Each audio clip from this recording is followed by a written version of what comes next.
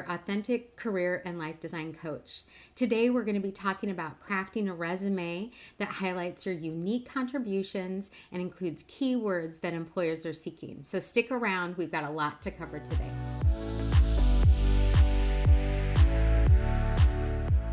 Hi there, welcome back. I'm Laura with Authentic Career and Life Design, and I've been helping people find their dream careers, do job searches, look for grad schools, continuing education for 30 years. So I'm here to share information today on crafting your resume. So one thing you need to know is that fundamentally resumes have changed very little over the past several decades even, because the goal is to showcase your skills and experience in a way that potential employers can see how you might fit with their company. But there are, however, a ton of ways that things have changed with technology. And I'm going to be talking about resume basics. I'm going to be talking about how to work with ATS systems, applicant tracking systems, using keywords. And I'm going to talk about how we can use AI to make this whole process a lot more effective. So let's get started.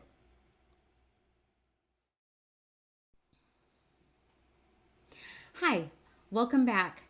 What we're going to cover first here is resume basics. As I said, a lot of things haven't changed, and that's what we'll cover in this section. The things that have changed with regard to keywords and using AI, we'll cover in the next sections. So be sure to stick around for those.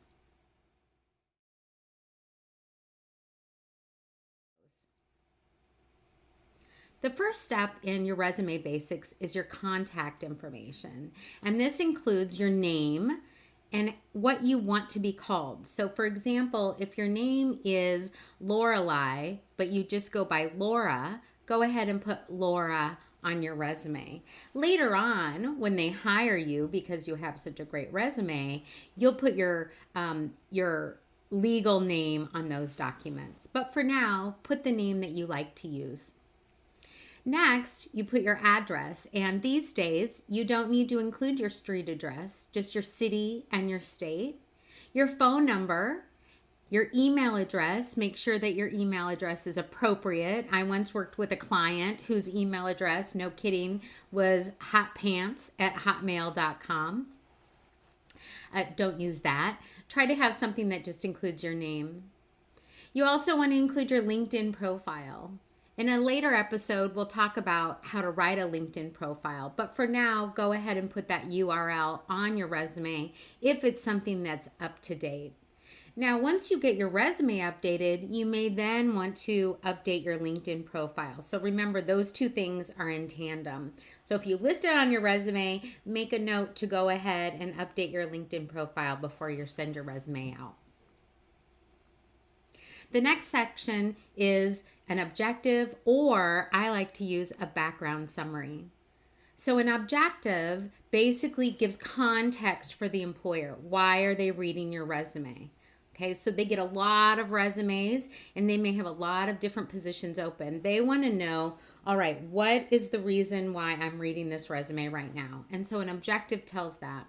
But better yet, I like using a background summary. And a background summary gives a brief overview of your work history and those career-related skills that you want to highlight. But it also includes that context. So the reader of the resume should be able to tell what positions to consider you for. The next section is called skill highlights. And skill highlights is a place for you to, again, showcase those skills that are most relevant to the work that you're applying for. It's a spot for you to do bulleted statements and give them an overview of those skills. Later on, when we talk about using AI or using keywords, this is a good place to come back to. So if you're not familiar with the skill highlights section, skip that for now and we'll come back to it. The next section is your experience section, and this is really the bulk of your resume. So this lets employers know what you've done in the past. And as employers typically can assume that how you behaved and what you did in the past is similar to what you're going to do for them in the future. So it's really important that you use this section to your advantage. So basics of this section are, for each position, you want to include job title, the organization, the location, city and state, and the dates, typically month, year is what you need. You also want to use this to highlight your skills through bulleted action word phrases. So these are clear, concise, they may have scope, they may have percentages of increase, they may have number of people you served, that kind of thing. This is an accomplishment. This is the bulk of it. When you write your bulleted action statements, I like to use past tense. The reason is that then you won't have to remember to go back and update those later. Also, you have already done this. So if your job is currently to serve customers in a fast-paced environment, you have yesterday or years before served customers. So you can go ahead and put it in past tense. It doesn't mean you're not still doing it. It just means that you have done that. It's not a future experience. Now, how you want to use your experience sections to your advantage is to divide them by categories. For example, if you're looking at a job that requires strategic planning experience or leadership experience or maybe marketing, writing, whatever that is, you can front load your resume. Maybe your current position, or if you're a college grad, your most recent job was just working at the snack bar, but you had an internship 2 summers ago in marketing and writing. What you can do is use the section at the top to say leadership experience, writing experience, and then list those in reverse chronological order. So typically you'll do a reverse chronological order, which means most recent to past. But again, if your most relevant experience was 5 years ago, you want to have that be at the top. And so in order to do that, you can create a section that highlights that specific skill. Right? Got it? I've got examples for you, so don't worry. And I've got a great workshop to give you. You may also want to have, maybe you've done some other things, other work experience, volunteer experience. So let's say, again, you worked at the snack bar, but it really wasn't relevant. However, it does show some longevity, responsibility. You can have a section on your resume called other work experience, and you simply list job title, organization, city, state, and dates. You don't necessarily need to go into detail for bullets unless you need that to fill up your resume. The next section is additional content, and this is where you're going to want to add any honors, awards, any presentations that you've done. Maybe you've attended conferences, any community activities that you've done. So if you volunteer anywhere, you might want to have something like that, community engagement activities. If you've got languages, you want to make sure that you list your proficiency. Are you a native speaker? Are you fluent? Are you proficient? Are you a conversant? The same thing with technical skills. This is really important. And if you're looking at technical fields, this is going to want to be one of your sections that you have at the very top. So computer technical skills. You'll want to list any software, hardware, any social media, and your level of proficiency with this. With the dawn and the use of Google in schools, a lot of our students are less proficient in Microsoft Office suites than we used to be. And you may think, oh, everybody knows how to use Office. But I would still list those on there because you'll see in job descriptions that's actually listed. So if you have advanced Excel, or maybe you have advanced PowerPoint, things like that, Canva, you'll want to list those things. Again, you may think, oh, this is obvious, everyone has that, but that's not the case. And we'll get more into why when we talk in the next section about keywords. The last thing for the basics part is your overall appearance, all right? So you need to remember that either your resume is being read by a robot through artificial intelligence, picking up keywords, or it's being read by someone who may be more advanced in their career, like me. They have some bifocals on, things like that. So you want to make sure that the font size is between 10 and 12 point, no smaller than 10. You want to make sure that you have consistent font choices. Now, this is when you're looking at a PDF or a printed resume or something that you attach. Again, this isn't going to matter when you fill it out into an ATS system. You want to also make sure that your resume is written in third person. You're not using any personal pronouns like I, me, her, those kinds of things. You're going to want to write it in third person. And actually, a resume isn't written in complete sentences. You don't need periods. I don't like periods on a resume. Number one, because sometimes you forget where you put a period and where you don't. So just leave them off.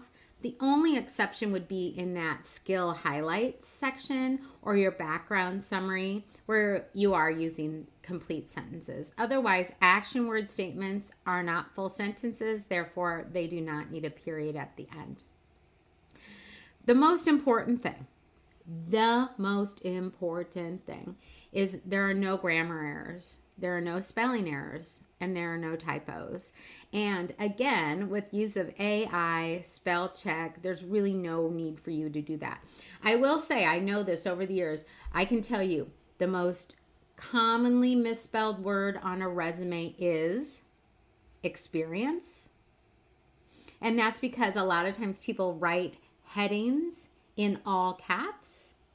And Microsoft doesn't pick up, unless you say to, misspellings in things that are all caps. So make sure you proofread your resume, have someone else read it, run it through AI, and I'll tell you how to do that. No typos. All right, so that was resume basics, and we'll move on to the next part, which is how to work and use and leverage an ATS system.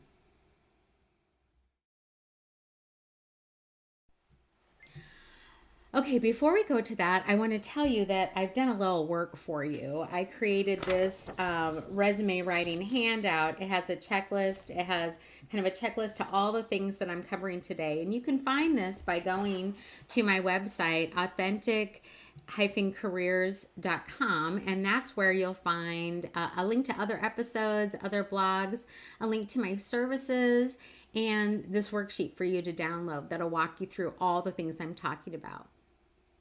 Many companies use applicant tracking systems, and they've been using them for decades. And this is a way for them to keep track and align with federal requirements around anti-discrimination laws. And what this also allows them to do is track applicants, look at how many have applied, all of that. But then also they can use keywords to search. And so that's why, while it may be frustrating, when you're asked to apply for a job online, you might upload a resume, but then you might also have to fill out an application. And that's just simply due to their applicant tracking systems. So what you want to do is you want to make sure you have keywords on your resume. And this can be a little daunting of a task, and it may seem like a pain to do this for every single job that you're applying for. But I recommend that you do it, because customizing your resume for each position using keywords listed in a position description shows employers your interest and dedication to each position. And that's really important. So what you want to do is have kind of a master resume. But before you get to this part, I want you to spend some time and search for job titles that interest you using Indeed, LinkedIn, or your favorite job search site.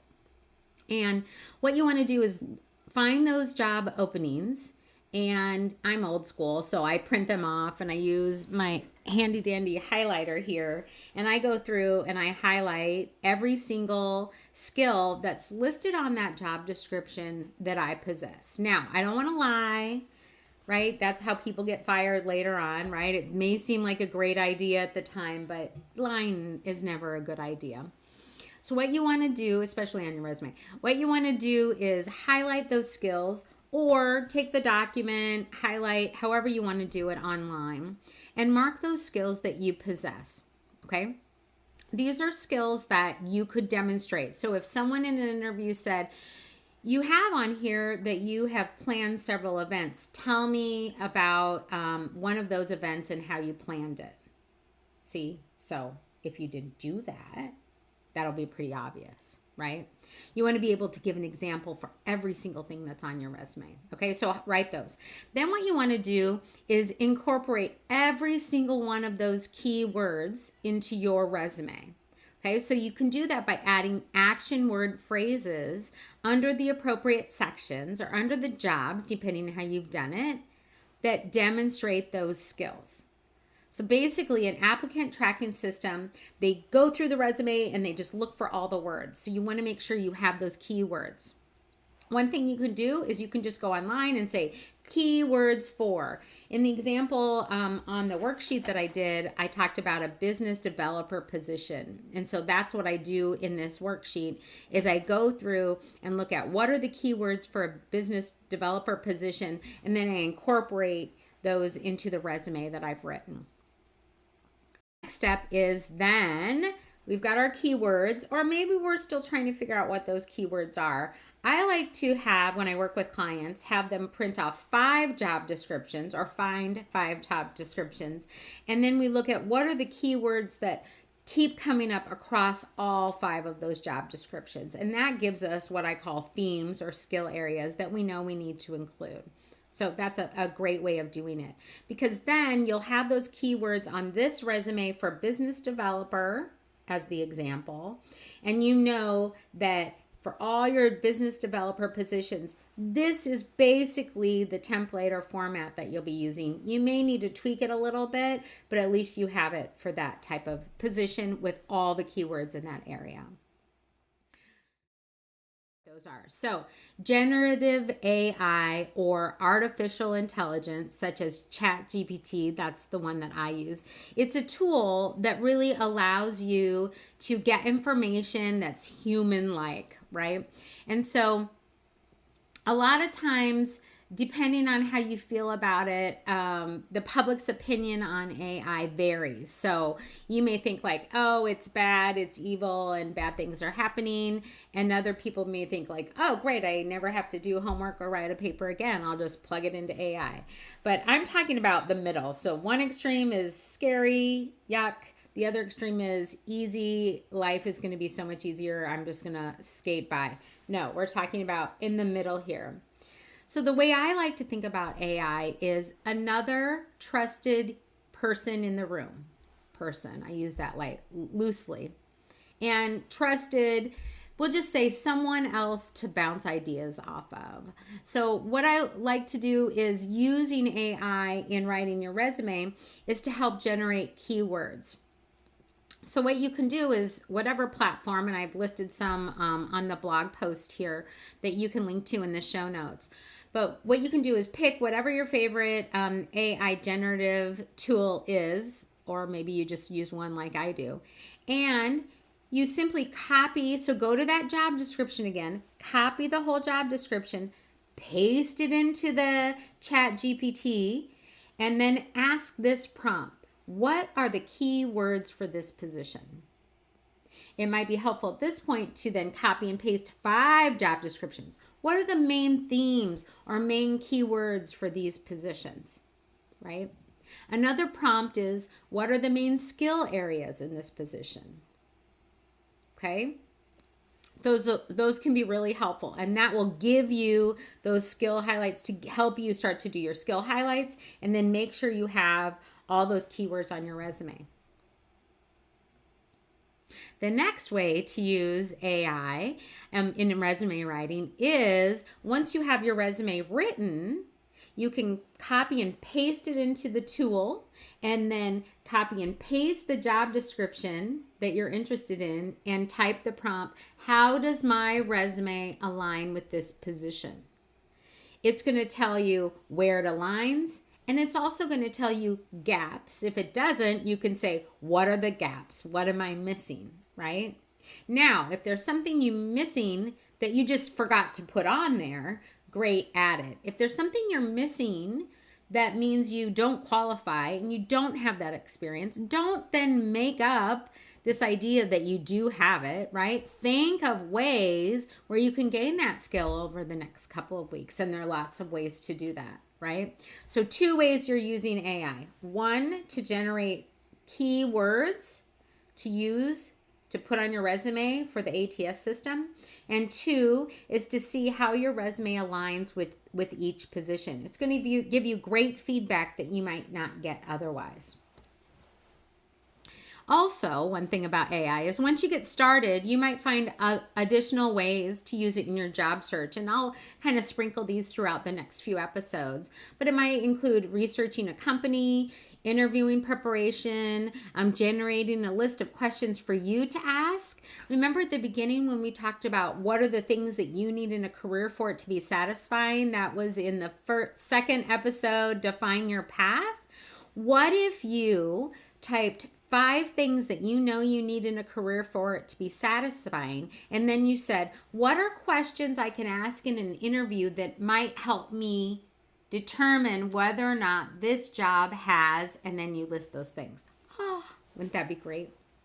Okay.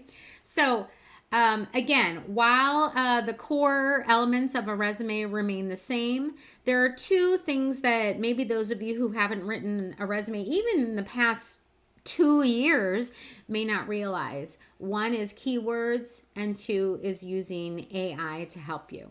So stay tuned for the next installment. We'll be talking about, I don't remember what's next. I think it's interviewing or networking, mastering your job search. And I'm excited to be going on this journey with you. If you are using any of these techniques or even listening to the end of this, drop me a line. Let me know. I'd appreciate it. I've included resources for you here in the show notes. Everything else, including the worksheet, you can find by going to authentic-careers.com and finding this blog post, which is Crafting Your Resume. Thanks so much and have a great day.